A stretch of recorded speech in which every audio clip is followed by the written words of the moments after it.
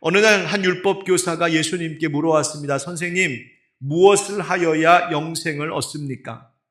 성경에 보니까 이 율법 교사가 좋은 의도로 물어본 것은 아니었다고 밝힙니다.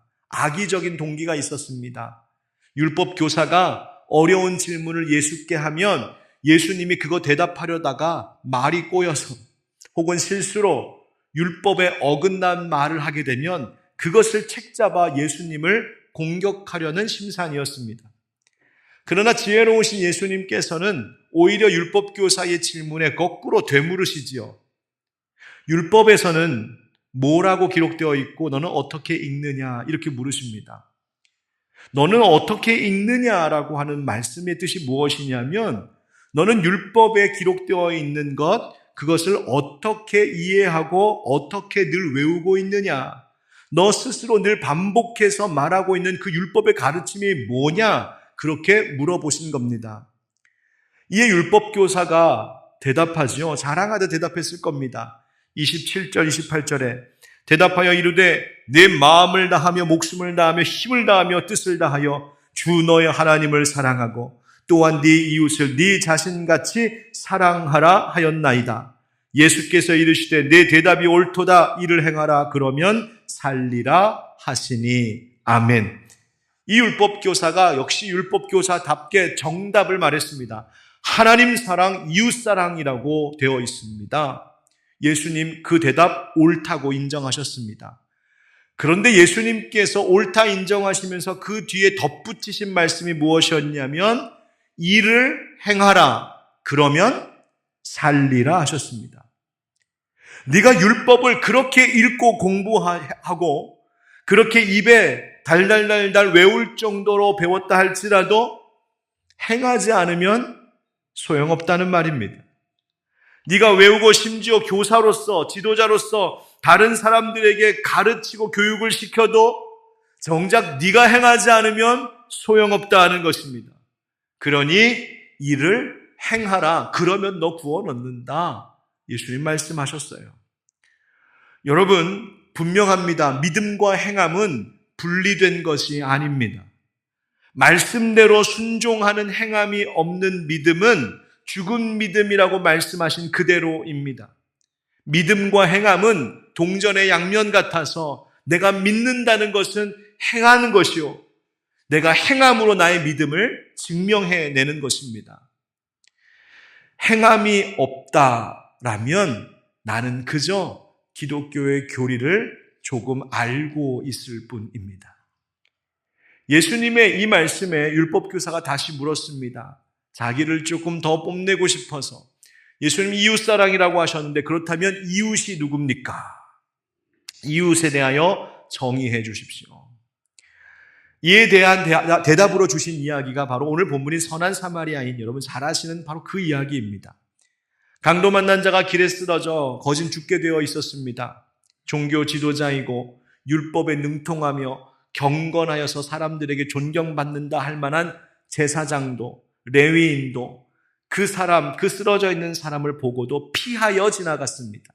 못 본 것도 아니고 몰랐던 것도 아니고 성경은 봤지만 모르는 척 피하여 갔다고 말하고 있습니다. 왜 그랬을까? 불쌍히 여기는 마음이 없는 차가운 마음이었는지, 자기의 시간을 손해보고 싶지 않다라고 하는 이기적인 생각 때문이었는지, 아니면 그렇게 도울 만한 가치가 없다고 무시하는 그런 완악한 마음이었는지, 교만한 마음이었는지 알 수 없지만 아무튼 이 강도 만난 자, 죽어가는 사람을 외면하고 그냥 가버렸습니다. 정작 강도 만난 사람을 도운 자는 누구였을까요? 예, 맞습니다. 사마리아인이었습니다. 그 쓰러져 있는 강도 만난 자가 유대인인데 오히려 유대인과 적대적인 감정을 가지고 있는 사마리아인이 오히려 이 사람을 돕고 살렸습니다. 예수님 물으시죠? 제사장, 레위인, 이 사마리안 셋 중에 누가 진짜 이웃이냐? 답은 분명했습니다. 우리 37절 다 같이 읽겠습니다. 37절 시작. 이르되 가서 너도 이와 같이 하라 하시니라. 아멘. 여러분, 이 이야기의 앞에도 예수님께서 율법에 나온 그 말씀, 하나님 사랑, 이웃 사랑, 이를 행하라, 그러면 살리라, 행함을 강조하셨는데 선한 사마리아인의 이야기를 하시고도 맨 마지막에 그 결론은 무엇이었냐면 가서 너도 이와 같이 하라 하는 것이었습니다. 믿음은 아는 것이 아니라 행함에 있다는 겁니다. 바로 이것이 교회와 그리스도인의 사명이자 정체성입니다. 우리의 가야 할 길이 바로 여기에 있습니다. 그래서 올해의 표어가 우리는 가서 섬기고 사랑하겠습니다고, 이것이 바로 앞으로 우리가 10년 동안 가야 할 길입니다. 가서 너도 이와 같이 하라. 누구처럼 하라는 이야기입니까? 바로 선한 사마리아인 같이 하라는 이야기죠. 그가 진짜 이웃이라고요. 여러분, 이웃이 누구일까요? 옆집 사는 사람이 이웃입니까? 평소에 잘 알고 지내는 사람이 이웃인가요? 좋은 감정 가지고 친하게 가깝게 지내는 사람이 이웃입니까? 여러분, 예수님이 정의하신 이웃은 그런 개념이 아니었습니다. 잘 알고 지내는 사람, 옆집 사람, 사이 좋은 사람, 그런 사람 두고 예수님 지금 말씀하시는 것이 아닙니다. 강도 만난 사람에게 이웃은 사마리아인이었습니다. 이 사마리아인은 일면식도 없었고 옆집 사는 사람도 아니었고 좋은 감정의 입장에 있는 사람들도 아니었습니다. 유대인과 사마리아인, 좋지 않은 적대적 감정을 가진 각자의 입장이 있었습니다. 그런데 이웃이 되었답니다. 이웃 사랑이 이루어졌답니다. 이유는 단 한 가지입니다. 그가 자비를 베풀었기 때문입니다. 말로만 아니라 또 마음으로만도 아니라 실제로 그는 자신의 것을 들여 그를 돕고 보살펴 살려내는 자비를 베풀었기에 그것이 이웃이 되는 조건이었습니다. 여러분, 우리는 어떤 그리스도인, 어떤 교회 되어야 할까요? 예수님 명령하신 대로 이웃 사랑하라고 하셨는데 도대체 우리는 누구에게 지금 이웃이 되어 있는 것일까요? 오늘 그 말씀을 함께 나누려고 하는 겁니다. 오늘 3가지 중에 2가지만 하겠습니다. 한 가지는 다음 주에 하겠습니다. 네. 우리 한번 첫 번째 따라 하겠습니다. 우리는 낮은 곳으로 가겠습니다. 여러분, 이 선한 사마리아인 예수님의 이야기 끝에 명령하신 명령의 말씀, 그 첫 번째 명령어는 뭐냐면 영어 성경으로 봐도 우리가 잘 아는 단어입니다. go입니다. go. 가라. 가라. 여러분, 누군가의 이웃이 된다는 것은 그냥 여기 서서 말하고 토론하는 것이 아니라는 말씀입니다. 누군가의 이웃이 된다는 것은 가서 행하는 실천임을 강조하고 계신 것이죠. 율법을 아는 것에, 그저 성경의 말씀을 아는 것에 머물러 있지 말고 거기서 일어나 나와서 너의 도움과 너의 자비를 필요로 하는 대상을 찾아가라고 하시는 겁니다. 이 자비를 베푼 선한 사마리아인, 성경에 보니까 여행 중이었다고 합니다. 이 말은 어디 놀러 가고 있었다는 말이 아닙니다. 바삐 그 길을 가고 있었던 겁니다. 예루살렘과 여리고 사이에 이 약 한 40km 정도 거리가 되는 이 사이 길은 암석들이 가파르고 굉장히 길이 험한 곳이랍니다. 4세기경의 유대 역사가의 기록에 의하면 당시 그 길에는 강도떼가 그렇게 많이 출몰했답니다. 용무가 있어서 상업상 오고 가는 사람들이 많았는데 그 사람들에게서 돈 뜯어내는 그 일을 강도들이 한 것입니다. 다시 말하면 이 사마리아인은 그냥 여유 있게 그저 놀러 가고 있었던 것이 아니라 반드시 그 길을 가야만 하는 바쁜 자신의 일정과 계획이 있는 발걸음이었다는 말입니다. 그러나 사마리아인은 자기 계획, 자기 일정, 자기의 발걸음보다 당장 죽게 된 자를 살리는 것이 그에게 우선이 되었습니다. 왜? 그의 죽어가는 고통에 공감했고 그를 불쌍히 여기는 마음이 들었고 그냥 가서는 안 되겠다, 내가 살려야겠다는 그 마음의 소리에 응답했습니다. 그리고 가던 길을 멈춰서서 자기의 시간과 자기의 에너지와 자기의 소유를 나누어 내어주어 그를 살렸습니다. 그것이 가는 것이라고 예수님 말씀하십니다. 여러분, 예수님은 우리에게도 가라고 하십니다. 우리의 주변에도 우리의 사랑과 도움, 우리의 위로와 치료가 필요한 자들이 많을 텐데 그들에게 가서 그들을 돕고 보살피라 하십니다. 교회적으로만이 아니라 우리 각자 개인의 삶에도 주변을 둘러보면 보살핌과 도움과 위로가 필요한 분들이 많을 텐데 올 한 해 그 그 사람들 보이거든 피하지 말고 외면하지 말고 지나치지 말고 그에게 가서 살리는 일 하라고 하십니다. 여러분, 가려면 어떻게 해야 될까요? 내가 있는 자리에서 벗어나야 됩니다. 내가 익숙하고 안전하고 편안한 자리, 그거 고집하고 주저앉아 있으면 갈 수 없습니다. 거기서 이탈해야 갈 수 있습니다. 하나님께서 아브라함 처음 부르실 때도 그랬습니다. 떠나라 하셨죠. 가라 하셨죠. 자기의 미래가 보장되어 있고 자기의 안전이 보장되어 있었던 그 집, 그 고향 친척 아버지의 집을 떠나서 가라 하셨습니다. 가야 순종하는 것이었고 그래야 하나님의 역사가 이루어지기 때문이었습니다. 여러분, 익숙함과 편안함에서 벗어나야 우리는 갈 수 있습니다. 여러분, 우리 하늘빛 광성교회가 이제 10년밖에 되지 않았지만 그 사이에도 어쩌면 우리에게 익숙해져 버린 것이 있을지도 모르겠습니다. 이 정도면 됐다, 이만하면 됐다, 이대로면 됐지 하면서 그냥 이 정도에서 안주하려고 하는 마음이 있을지 모르겠습니다. 그러나 아닙니다. 우리 개신교도들, 보통 프로테스탄트라고 말하죠. 우리 개신교도들, 프로테스탄트들이 늘 경계해야 되는 것 중에 하나가 뭐냐면 지금의 현실에 타협하고 안주해버리는 것입니다. 편안함에 익숙해져 버리는 것입니다. 자기 욕심, 자기 만족, 자기 이기심, 개인주의, 그런 것에 빠져서 내 것을 놓지 못하고 내가 변하려 하지 않고 떠나려 하지 않고 나아가려 하지 않는 그 마음, 그거 경계해야 됩니다. 그렇게 되면 우리는 갈 수가 없기 때문입니다. 프로테스탄트, 저항하는 사람들이란 뜻입니다. 우리가 저항하는 사람들입니다. 무엇에 저항하는 사람들인가? 바로 우리로 하여금 세상에 안주하고 타협하고 그저 신앙의 영적인 매너리즘 가운데 빠져있는 우리들, 그것에 저항하여 난 오늘도 가겠습니다. 난 오늘도 주님께서 명령하신 곳으로 가겠습니다. 난 오늘도 변화되고 개혁되겠습니다. 바로 그것이 개신교인들입니다. 여러분, 그리스도인은 예수님 말씀하시기를 세상의 빛과 소금이라고 하셨습니다. 즉 세상 속으로 들어가서 그곳에서 해야 할 역할이 있다는 말입니다. 예수님께서 승천하시면서 제자들에게 남기신 마지막 지상 명령 가운데도 그 명령의 말씀 첫 번째 명령어가 무엇이었습니까? 마태복음 28장 19절에 그러므로 너희는 뭐하고? 가라고 말씀하십니다. 너희들 여기 너희들끼리 좋아 모여 있지 말고 흩어져 가라고 말씀하십니다. 세상으로 흩어져 들어가라고 말입니다. 제가 신학 공부를 처음 시작한 해, 제가 처음 신학대학원 갔었던 해가 2002년 월드컵 할 때입니다. 그때 꽤 괜찮았습니다. 네. 그런데 2002년 월드컵, 그때 신학교에 가고 2003년, 2004년에 교육전도사로 학생이면서 사역했습니다.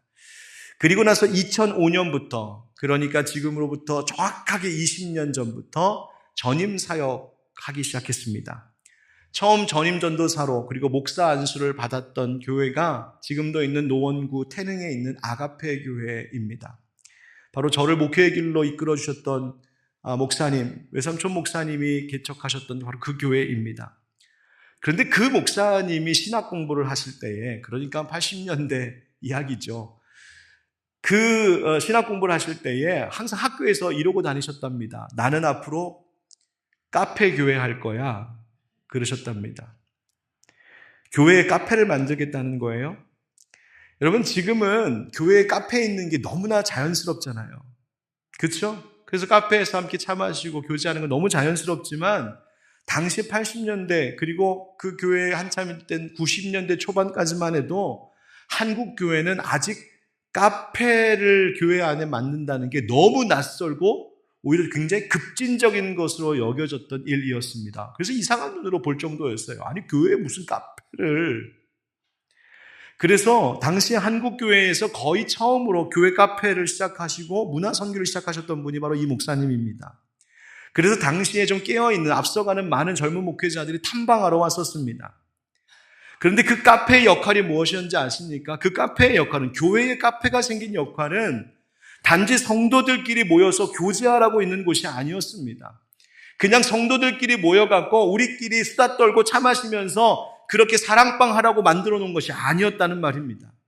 카페는 교회 바깥의 사람들, 비그리스도인들, 심지어 교회에 대하여서 좋지 않은 감정을 가진 이들까지도 얼마든지 교회 안으로 스스럼 없이 들어와서 교회의 문화, 기독교의 문화를 접할 수 있는 통로 역할을 하도록 만들어 놓은 것이 교회 카페입니다. 세상과 소통할 수 있게 하는 창구였습니다. 열린 교회, 누구나 들어올 수 있는 교회, 그것이 교회 안에 카페가 있었던 취지입니다. 그런 교회, 그런 목회의 모델이 되었던 교회가 또 있었습니다. 그러니까 그 앞에 교회가 또 표방하던 교회가 하나 있었습니다. 그것은 미국 워싱턴에 1947년에 세워졌던 고든 코스비 목사님이 세우신 세이비어 처치, 세이비어 교회라는 교회입니다.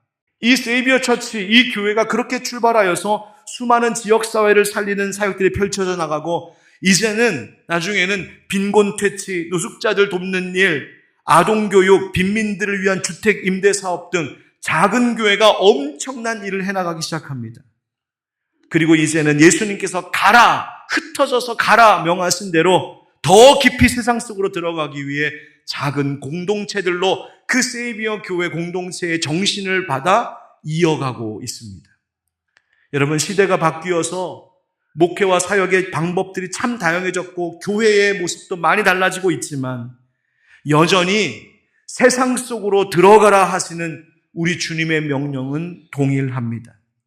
세상 속으로 들어가서 이웃의 아픔에 공감하고 저들의 필요가 무엇인지를 알고 절망하고 실망한 자들에게 소망을 주고 낯선 곳을 찾아가서 저들의 무거운 짐을 서로 함께 져주는 것. 여러분, 그게 그리스도인이고 그 일 하라고 모여있는 것이 바로 교회입니다.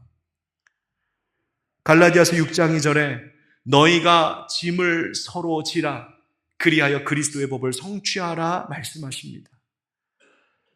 여러분, 짐 지고 살아가는 사람들 얼마나 많습니까? 마음의 무거운 짐, 현실의 짐, 여러 가지 무거운 죄의 짐들을 가지고 살아가는 일도 많습니다. 바로 그 무거운 짐을 나눠지기 위하여 세상 속으로 들어가고 지역사회로 들어가고 마을의 이웃들에게로 찾아가는 것, 바로 그것이 교회이어야 합니다. 우리 성도들도 각자의 일상 속에서 나의 도움과 사랑을 필요로 하는 누군가가 발견되었을 때 여러분, 피하지 말고 모른 척하지 말고 외면하지 말고 한 걸음이라도 그에게 다가가 작은 손 내밀며 주님 명령하신 일에 순종할 때 바로 거기에서 예수님의 사랑이 열매 맺고 하나님 나라가 이루어질 줄 믿습니다. 두 번째 따라합시다. 우리는 주께 하듯 섬기겠습니다. 예수님께서 가라 하신 명령 다음에 뭐라고 말씀하셨냐면 너도 이와 같이 하라 하셨습니다. 바로 그 선한 사마리아인의 선행을 본보기로 주셨고 그 모습은 마치 우리를 위한 예수님의 모습이기도 했습니다. 여러분, 우리가 사실 강도 만나 죽어가는 자들이었습니다. 세상에서 죄로 인하여서 쓰러져 그저 내버려 두면 멸망으로 죽을 수밖에 없는 우리들의 형편이었는데 그런 영혼들 긍휼히 여기셔서 하늘에 계신 아버지의 아들께서 이 땅에 인간의 몸으로 오셔서 성육신 하셔서 우리를 찾아오시고 마치 선한 사마리아인과 같이 자기의 것을 주어 그 자기의 살과 피를 내어주어 살려내신 이가 바로 우리 예수님 아니십니까? 우리가 그 섬김을 받았습니다. 예수님 분명히 말씀하셨어요. 마태복음 20장 28절에 인자가 온 것은 섬김을 받으려 함이 아니라 도리어 섬기려 하고 자기 목숨을 많은 사람의 대속물로 주려 함이니라. 나 섬김 받으러 온 것 아니다. 섬기러 왔다 하셨어요. 여러분, 그리스도인의 삶은 섬김의 삶입니다. 종의 삶입니다. 하나님 사랑, 이웃 사랑은 다른 말로 이야기하면 하나님 섬김, 이웃 섬김입니다. 예수님께서 우리에게 보여주신 섬김은 어떤 섬김이었습니까? 그건 대가를 바라지 않는 섬김이었습니다. 자신의 전부를 내어주는 섬김이었습니다. 허리에 수건을 메고 무릎 꿇어 더러운 제자들의 발을 친히 씻겨주신 선생님의 종되신 섬김이었습니다. 예수님께서 그 제자들의 발을 씻으신 후에 뭐라고 말씀하셨지요? 내가 너희에게 행한 것 같이 너희도 행하게 하려 하여 본을 보였노라 말씀하셨습니다. 내가 너희들의 발을 씻었으니 너희도 발 씻어라. 내가 너희를 섬겼으니 너희도 가서 섬겨라. 내가 너희들에게 나의 전부를 내어주었으니 너희도 그 전부를 내어주는 내 길을 따라와라. 여러분, 그것이 그리스도인이고 그것이 교회의 정체성입니다. 과연 우리 교회 안에는 섬김의 영성이 흐르고 있을까요? 누가 봐도 야, 이 교회 성도들은 섬기는 일에 있어서는 둘째 가면 서럽겠다 할 만한 말을 듣고 있을까요? 남들이 섬기지 않으려는 것, 그것 내가 먼저 섬기겠습니다라고 하는 준비되어 있을까요? 우리 서로에게, 더 나아가 이 지역 이후의 세계, 과연 우리는 섬김의 교회라고 하는 평을 받을 수 있을까요? 여러분, 섬김은 나를 낮추는 일입니다. 내가 아무것도 아님을 시인하고 인정하는 것입니다. 내가 종, 노예가 되는 것입니다. 종, 노예에게는 네 가지가 없다고 말하지 않습니까? 네, 전문용어로 4가지가 없다고 이야기하는데 네 가지가 없답니다. 자유가 없고 소유가 없고 권리가 없고 받을 영광이 없다고 말씀하지 않습니까? 여러분, 우리는 그렇게 살아가야 되는 사람들입니다. 대신 다른 사람을 높여주는 겁니다.